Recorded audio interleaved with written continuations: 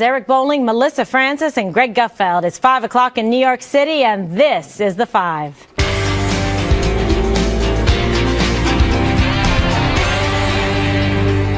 The showdown over Russia's alleged meddling in our country's election intensifies. Yesterday, White House Press Secretary Josh Earnest charged that President-elect Donald Trump knew before the election that Russia was behind a series of hacks on Democrats during the campaign. That claim was later dismissed by Mr. Trump's team. That is incredibly disappointing to hear from the podium of the White House press secretary, because he essentially stated that the president-elect had knowledge of this, maybe even fanned the flames. It's incredibly irresponsible, and I wonder if his boss, President Obama, agrees. Earnest fired back at the press briefing earlier. The Republican nominee for president was encouraging Russia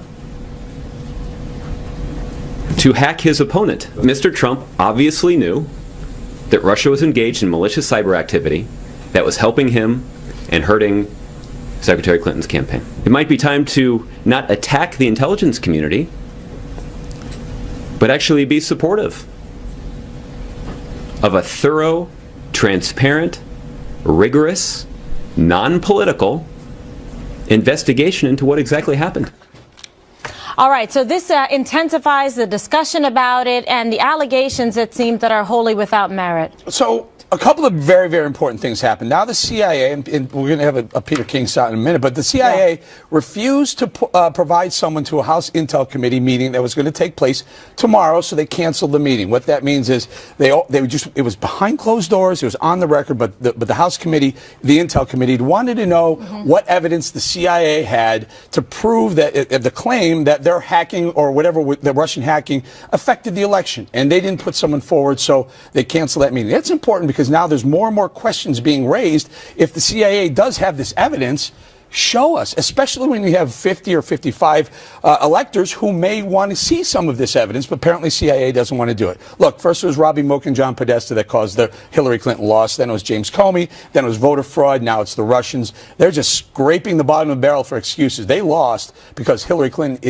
was a flawed candidate. She came up with deplorables.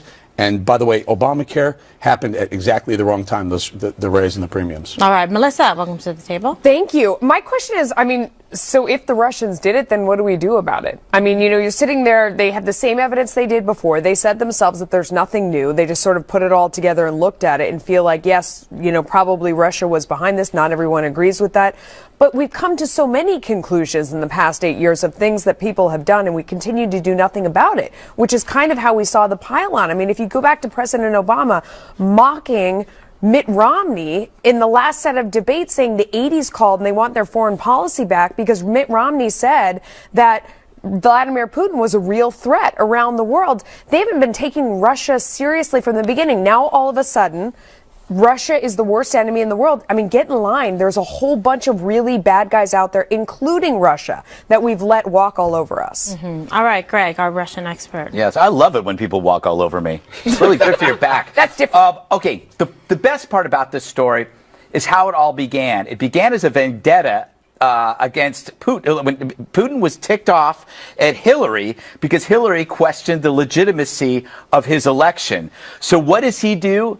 He undermines ours. And the lesson here is you don't mess with Putin. It's like his response is so out of proportion to the slight. She says this thing, and what does he do? He does this. It's like if you eat his lunch from the work fridge, he will poison your family. That's what we know from Putin. But to your point, what does America do?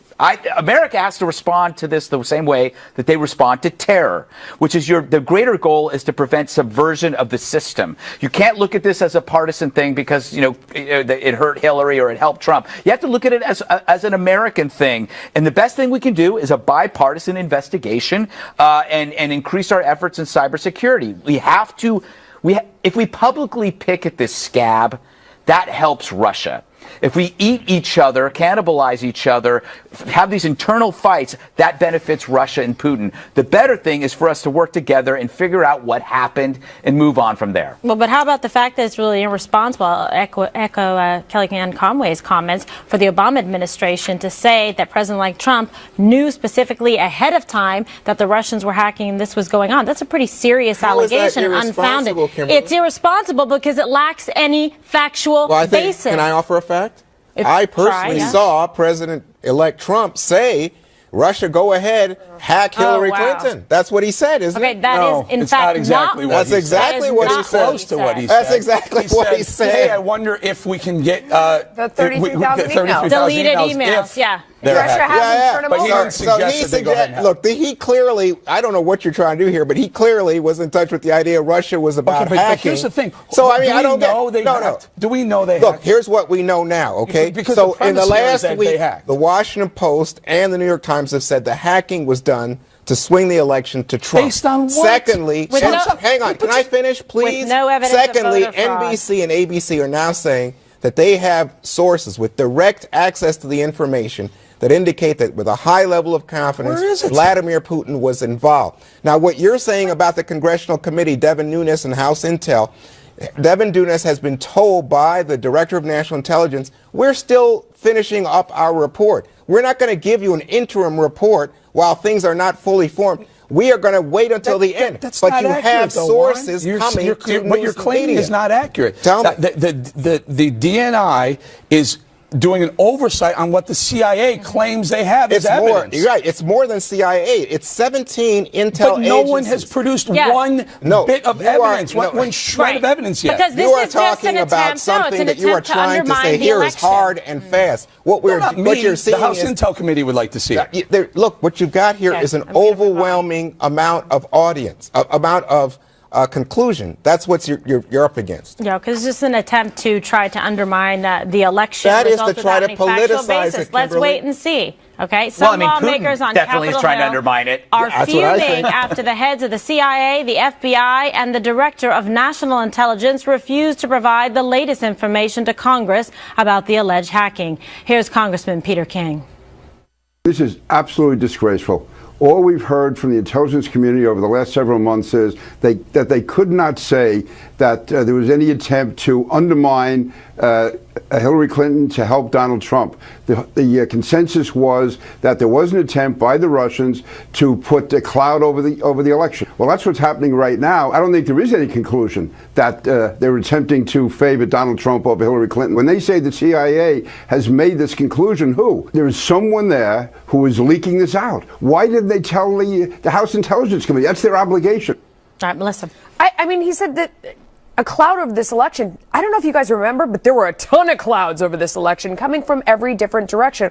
All those emails that came out were emails that were actually written, and then they were put out there in the public. Okay, that is not a good thing. But one, I don't understand what you want to do about it. I mean, if we seated right here, right now, okay, someone who hated Hillary Clinton and was sympathetic to Russia, hacked these emails and released them to try and influence the election.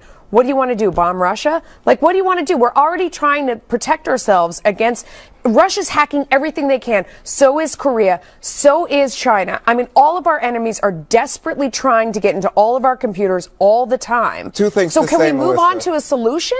I'm glad you said it because I want to come to a point where I really agree with you on something about here. But let me just say that what's become clear in recent days is that Russia was able to hack into the RNC, did not do it, right? According to Reince Priebus, they never actually penetrated, but had the capacity and then chose to go ahead, hack into So what do you want to do about it? What do you want to do and about then spread that information out a little bit at a time. Evidence now, of wait that, a second. Juan. Then Hang on. Then you just say can't make a listen, claim like that without any evidence. If I was doing it of my own, you'd be so right. But it's not me. It's the intelligence community of our USA. And the idea that you would say, oh, suddenly comes from the Trump camp. Oh, these are the same people that said there were weapons of mass destruction in Iraq. What kind of attack is that? You're jumping to conclusions. No, there's no jump. I'm simply telling you there's not one right in front of us coming Russians to a hacking into the DNC. I'm just telling you that's what's coming. But I want to get back to Melissa. So the point to you, Melissa, is that right now the question is, what do we do about it? Because I think it was clear that they were going after Hillary Clinton and the Democrats. And I wish that President Obama had been more effective and willing to stand up and point to the Russians during this election. So and what punish do you them. Do about it? Oh, and punish Go retaliate. It's because they don't like the outcome, and they had a horrible, corrupt candidate that was basically rejected by the majority of the country. And That's proof, not true. The majority of the country voted for Clinton. President-elect Donald Trump got 200 counties that Barack Obama did. Yeah. And he how many outperformed the last two presidential candidates. And there is zero evidence of voter fraud in this last U.S. presidential election. Facts. How many millions of votes more did Clinton get? Can we just cut the What, in New crap York here? and this is all California? team sport politics. Is it a coincidence that the people that are mad that Trump won are screaming about this, and the people that are happy Trump won just want to move on? That's what we're watching for the last 10 minutes. People who are happy Trump won are upset about an investigation. People who want Trump to lose want an investigation. But what I love about this is watching what happened to all the liberals who were so, they were anti-communist. They were the fellow travelers, the old communists of the last 40 years.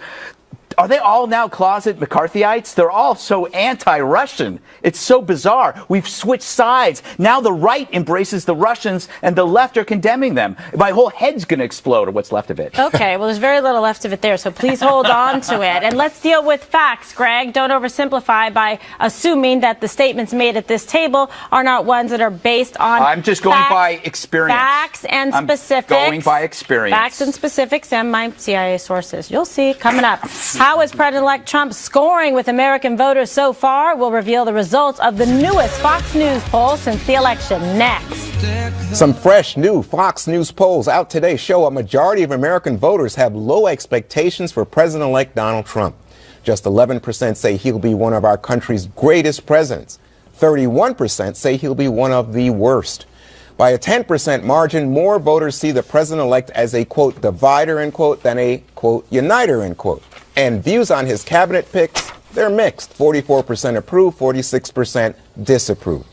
Seems like bad news, but could it be an opportunity for the president-elect to prove everyone wrong once again and get things done? Can he surpass expectations, Kimberly? Well, of course he has, because he's repeatedly done it over and over again. He was up against 16 people, and it came down to him as the choice, and everybody said that he couldn't beat Hillary Clinton, and he did just that. So I would fully expect for him to exceed these low expectations that I think are not in keeping with what we've already seen the president-elect do. He's somebody who has jobs experience, wants to boost the economy, wants to get the military back in a strong position, wants to repeal and replace Obamacare, a lot of things that he wants to do, including an immigration that the voters actually said they want to see happen. So, yeah, I think he's going to exceed expectations. He's already starting to with his cabinet picks. Erica, this is the biggest hole a president-elect has been in recent memory. You go back not only to Obama, but look back at President Bush, George W. Bush,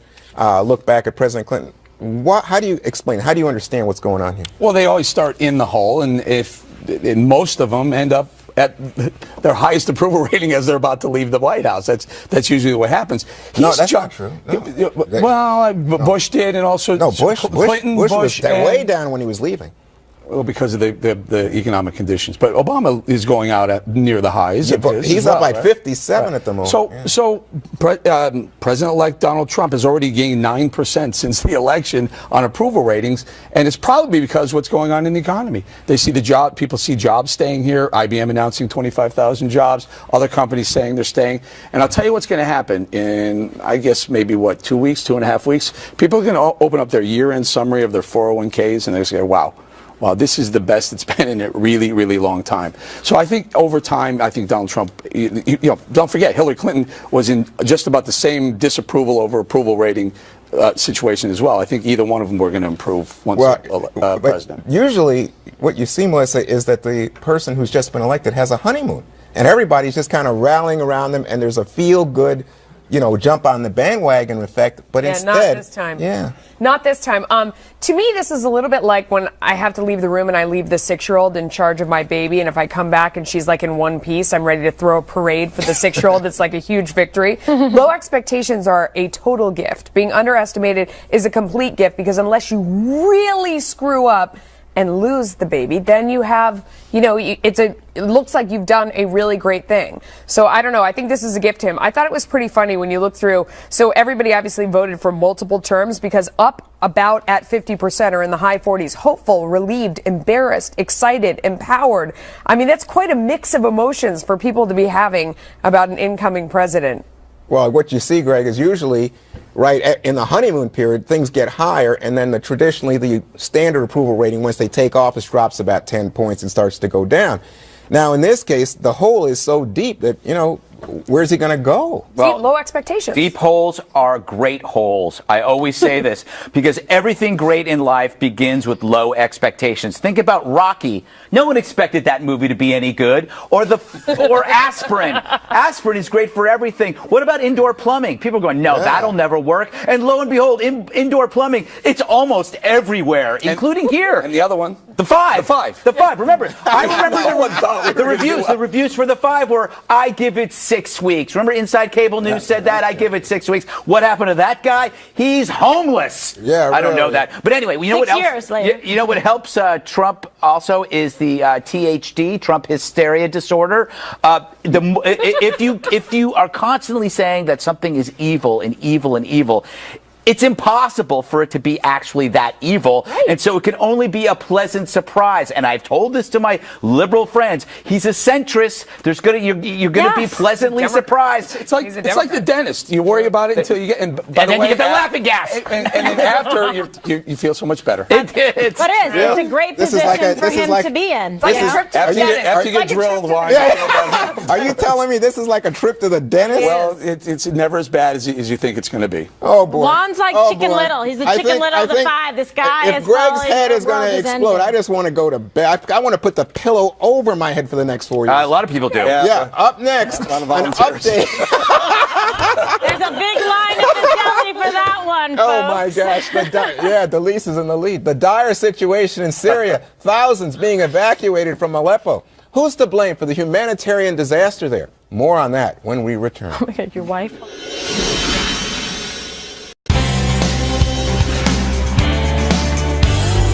Now an update on the humanitarian crisis in Syria. Evacuations have begun as thousands of trapped civilians and fighters try and leave the war-torn city of Aleppo. A ceasefire appears to be holding for now, but much of eastern Aleppo has been reduced to rubble. Juan, I'll start with you. I mean, it's amazing to watch. I mean, it's heartbreaking. It's a lot of talk in every direction. No one's doing anything.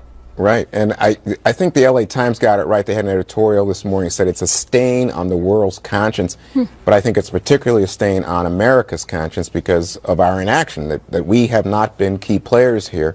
Now, the contrary response is, yes, Russia and Iran have been the key players because they see a military interest. The United States, there's so many moments at which I thought we could have taken a stand and failed to do so. And now, I just want to say one last thing, Eric, before you go, that in this Christmas season, to see these videos of the children, there's one where a child is talking about being trapped in an underground orphanage and says, I just want to live like every other child. It's just heartbreaking. Absolutely heartbreaking, stunning pictures and video coming out of there. However, I will say, Juan, I don't agree with you. I think if you believe that, what you just said, President Obama is the cause, then, is the reason some of these pictures we're seeing what we see. He's the one who drew the chemical red line. They were the ones who violated the chemical red line. That was the opportunity to take action against Syria, and Russia wouldn't have been able to do what they're doing right now. I don't believe that. That's not my world. I would say that would be a response to you. I believe Samantha Power is right, diplomatic pressure. I think sanctions are right. I think humanitarian aid is right. I'm just not in the camp that says we need to send military aid there. Well, I agree with that. Yeah. Well, you just said we had a chance. No, we had a chance to take. Let Greg talk. Well, I think it is Obama's fault. I think his foreign policy was legacy. This is all about the Iran deal. He didn't want to screw up the Iran deal, right? That's so true. he didn't want to put any bodies in there. And I believe that if you believe in human rights, you got to walk the walk.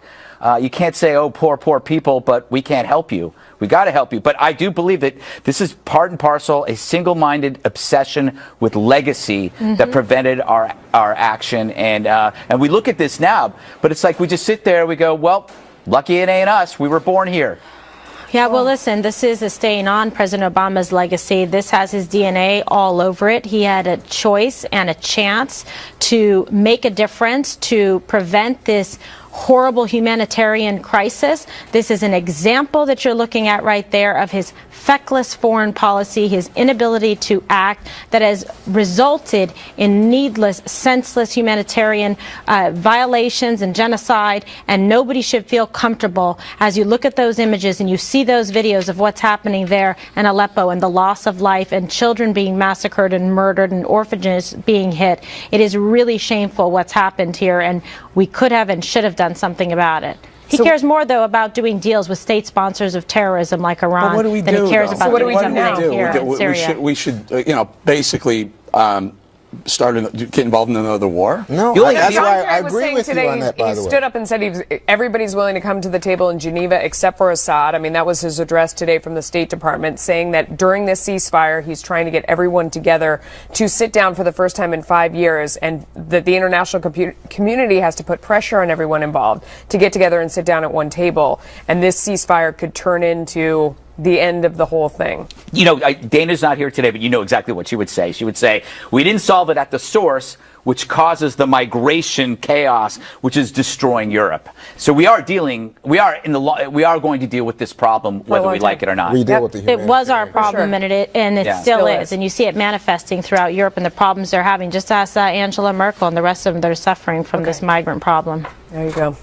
That was uplifting. Coming up, new details about that story of a Muslim teen who says she was attacked by a group of Trump supporters. There's a major update that has Greg very fired up. Stay tuned.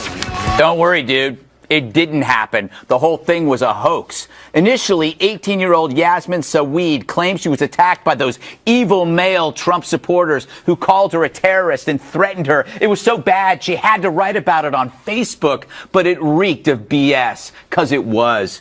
So check out the latest BuzzFeed headline. Woman arrested for allegedly making up story of NY subway attack by Trump supporters. Now let's compare that to the first BuzzFeed headline of the incident. Drunk men yelling Donald Trump attempt to remove women's hijab on NYC subway. So do you notice what's missing there? No allegedly in the original headline.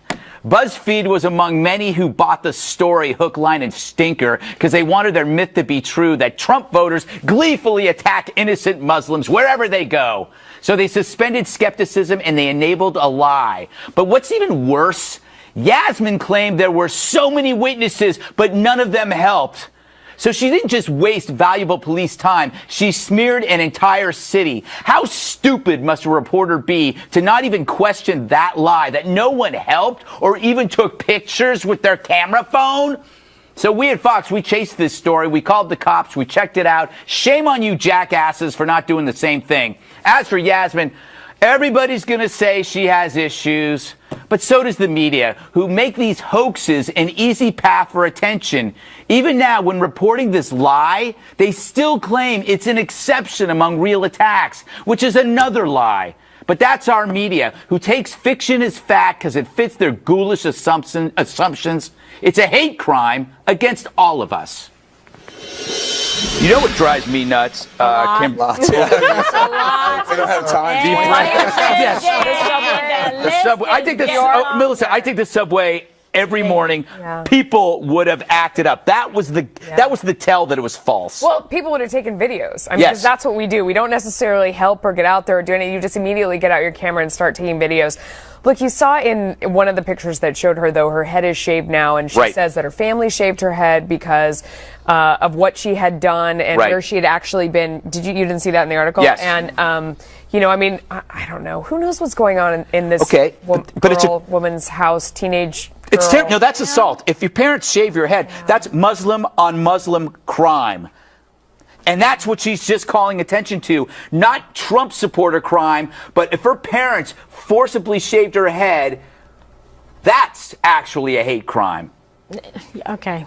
I mean, we don't know what the truth is with any of this. And so now she's not wearing the hijab. She's showing her shaved head. We don't know. This may be a woman with some serious psychological problems. What we do know is the other side of the spectrum has serious psychological problems is the dishonest media, who is putting forward a story like this when this woman says that this happened to her because they want. This is the kind of story that they want to be put forward. This is like comports with what they believe and what they want to put forward, and they've been very consistent doing this over and over and over again. That's why you have to check your facts. Yeah. You know, Eric, I know that technically when you're 18, you're a teen. But I think that if she was doing something else, if she wasn't a victim, they would describe her as a young woman.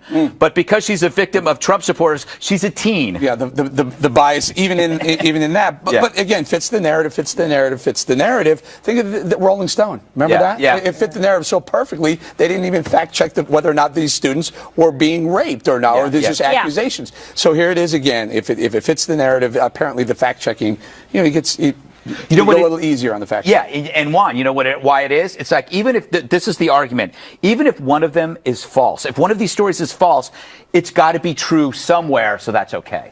Well, here's the thing. I think, you said before, people are going to say she's just troubled, and that's the problem. I mean, Kimberly even said she looks like she's got some issues. Well, and then I saw in the paper. Perhaps And then I saw in the paper. I have issues. Well, no, but you're one of us. And then I saw in the paper it said here that her older brother also made up an incident a while back. So and her sister is vehemently anti-Trump. Writes about what this. is going on? Yeah, exactly. But I will say this to you. I disagree with you about the larger pattern here. Because I saw a video, to pick up on Melissa's point, that people will take out their cameras, where a guy on an airplane, I think it was a Delta airplane, is screaming nasty stuff. Saw that. So I think he was drunk and he didn't hurt a single person. I don't know if he was drunk, but I'm telling you, he's calling names and standing up and calling people Clinton, all this. There are drunk people on planes all the time. Okay, fine. I am one of them. I don't see. I've not seen you stand You're up. You're compromising more than one way. But I think also, according to the articles, law enforcement agencies say there has been a spike in anti-Muslim violence over there it is. There it is. Exactly what you said. Yeah, it doesn't matter if this is false. If this is fake, somewhere it's going to happen. And it's happening. I don't get your point. Because this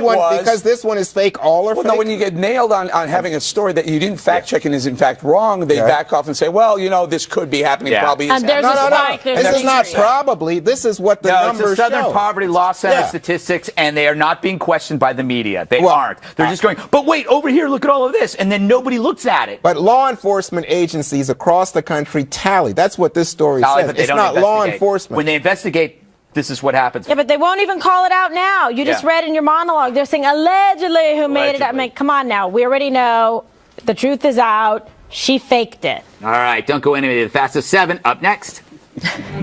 Welcome back. Time 4. You know what? The fastest 7 minutes on television. 3 alluring stories. 7 alacritous minutes. 1 ardent host. First up, winning. We're going to win so much, your head is going to spin. We're going to get so tired of winning, we're going to win so much. Donald Trump is a fan of winning, but some Hollywood celebrities want to stop him from doing it. Okay, Gregory, wouldn't the eminent degree of required qualifications be the votes? Yes. Getting political advice from Martin Sheen is like getting STD advice from his son. Look, celebrity videos, I call them opposite influencers. If you want to cement a Trump presidency, continue to do this. You're only helping him because people hear this and it turns them off. Melissa, you're part of that world, former part of that world? You know what? Martin Sheen played my dad in a movie once. Did he? He's a lovely human being. He's a great guy. Anything mean against him. But celebrities didn't convince the voters the first time around. So I don't know if it's going to work this time, but he's lovely. Juanito? Well, they have fewer people to convince. I think, what is it, 538? That's the number of electors. 538 electors. Right. And the question is, they've got some electors now who are called, by the way, the Hamilton group or whatever, after Alexander Hamilton, who are trying to lead this. But they're both Democrats. I think they have one Republican so far. KG, your thoughts on this one? I mean, if it makes him feel better and he feels like he can sleep better at night, and enjoy yourself. Stay right there, KG, because this one is good. Arnold Schwarzenegger is the new chairman of the boardroom over at NBC's Celebrity Apprentice. Since he won't able to use Trump's tagline, "You're fired," what will Arnold use to fire celebrity apprentices? Well, it could be "You're terminated," or "Hasta la vista, baby," or "Hit the road." Yeah. Or "Consider this a divorce." Or "Get to the chopper." Okay, KG, which one's your favorite? I love Arnold. Yeah, I'm really looking forward to watching this. It's a great show. I think he's going to do a superb job. You know, it's a very good choice and big shoes to fill. You know, so let's see how he kind of like reinvents it and keeps the brand going forward. Which one do you like? I like Hasta la Vista. Me too. That was Yeah, it's terrific. cute. But I would, knowing about Arnold Schwarzenegger, I don't know him personally, but the idea that you said the divorce one, I think, gosh, he's been through some. Is that what? That's a rough one. Is that what Yeah, was said? that I was don't the know. joke. Yeah, that was- I think you should stay away from that. Hasta la Vista. Hasta la Vista is the best. Hasta la Vista, yeah. I love that one. It's a crowd favorite. Do you have another one? Do you have anything I was else? trying to think of ones. I just kind of wish he had like Linda Hamilton on as one of the celebrities, because it could be a whole Terminator theme. They could all be Sarah Connors, and they have to run through the city. You and think try to- I'm Sarah Connor all the think time when you have I those think weird you are. dreams. But I'm actually looking forward to this. Okay, how about this one finally? It's a story we've covered here over and over. Driverless cars. Yes! And yesterday, Uber launched its self-driving service in San Francisco. Wow. But as you can see from this Scary. next tape, a Volvo on the right was caught jumping a red light and almost hit a pedestrian. But get this, Uber blamed the incident on human error, claiming the operator was driving. So, Greg, not driverless cars. It is definitely human error.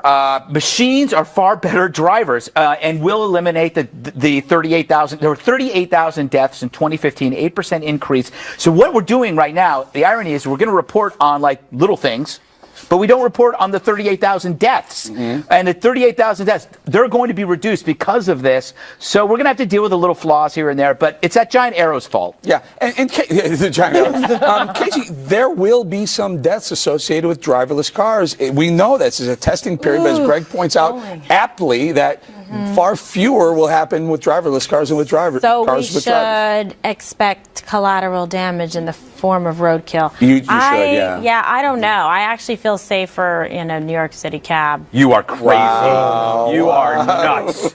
No, but I always say, so you know how in the family when somebody gets elderly and you say, I got to take away the driver's car license. keys. Yeah, I got to pull the drive. And they refuse because they want control. Exactly. They want to know that they are able to steer and manipulate, and they think they're just great. But the fact is, they're not. Yeah. And so emotionally, I'm just not into. I don't want to be in a driverless car. I'll feel like I'm out of control. I feel like I'm out of control in elevators. Yeah, Can I ask you that's a good comparison. Yeah. Elevators. Can I ask you a business question? If you have a driverless car driving you around, do you have to pay car insurance?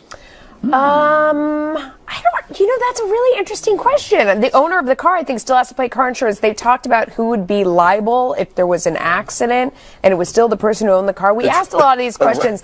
Somebody got pulled over in a driverless car, and they came because the car was going too slow, and they came up to give the driverless car a ticket. That happened in San Francisco. I don't know. For me, it would be an improvement. Turns out the data indicates I'm not a great driver. I left my car at home this week because of an accident. What happened? What Juan said, though, is you've stumbled blindly into the truth. Do you know that people were so scared of taking elevators that's why they would have somebody in the elevator doing nothing because it made people feel better. Imagine being a cop. The elevator's on a track. It can't collide with other elevators. No, but there's nobody walking underneath we don't need the to go into all of my Electric anxieties. cars freak me but out. I got to tell you, elevators can cars fall. freak me out. Elevators fall. By the way, though, I got on locked in Eric's the question elevator. to Yeah. you, so if I'm this Christmas season, having a few extra eggnogs, get in the back of a driverless car. You're not liable. There's going to be more drunks. More drunks because Yeah. you can. But then they say that you're But they won't supposed be to take crashing. They'll over. be fighting in the back of the car. One more thing. Next.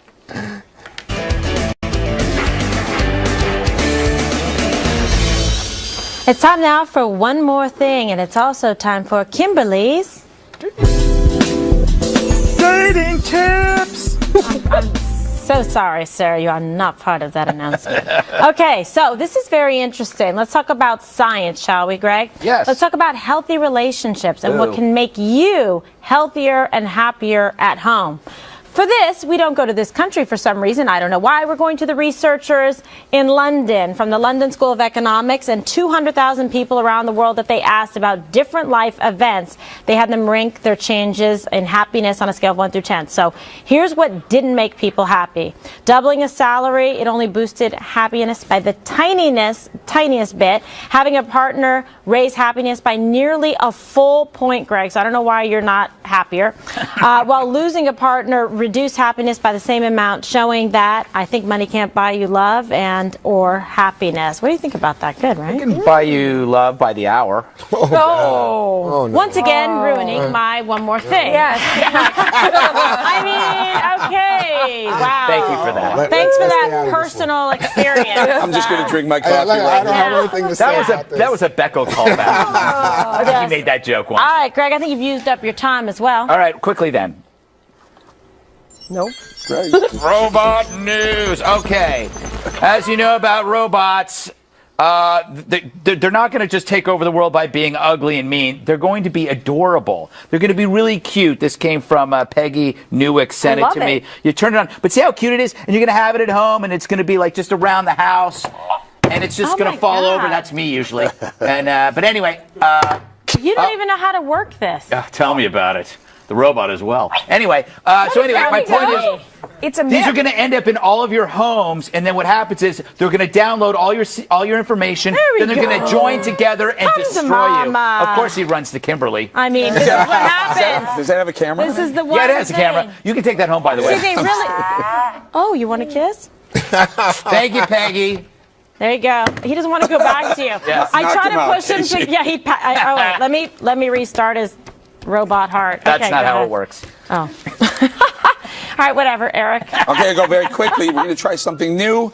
I just posted a question on Twitter, and I'll be on Twitter for the next 10 minutes answering, but also pull some of your responses. And the question today is, who do you think lost the election for Hillary? Was it the Russians, or was it Hillary herself? Just take your for air tomorrow. So if you put it on here, you might be on air tomorrow. Juanito. Well, as you know, mailboxes flood with Christmas cards this time of year. But one caught my eye. Check it out. Check it out. Now, here's the backstory. Ashley Sistrunk is in Colorado Springs with her 4 children. Her husband, Brandon, in the Air Force, deployed in Iraq. So Ashley came up with a great idea. She'd Photoshop Brandon into the family Christmas card, creating a group shot. So he got a friend to take a picture in Iraq. Ashley's mom took pictures of her and the kids in Colorado. And voila. I love this. What you see, a group shot. Wow. By the way, Brandon, he gets to come home in January. God bless. Oh, and thank him and his family for the service. Okay, fantastic. All right, really quick. It's almost Christmas, and you always open up a gift that you didn't really want, and you sit there and you're kind of smiling and trying to make the best of it. Well, Burger King has solved that problem. You can swap it for a Whopper. This is genius. It is in Miami Beach, Florida. You can also take a picture and hashtag it, and they'll give you a ticket for a new burger. What if your gift is 2 Whoppers? This is fabulous. I don't know. It just seems. All right, we gotta go. Set your DVRs. Never miss a whatever. Special report is next.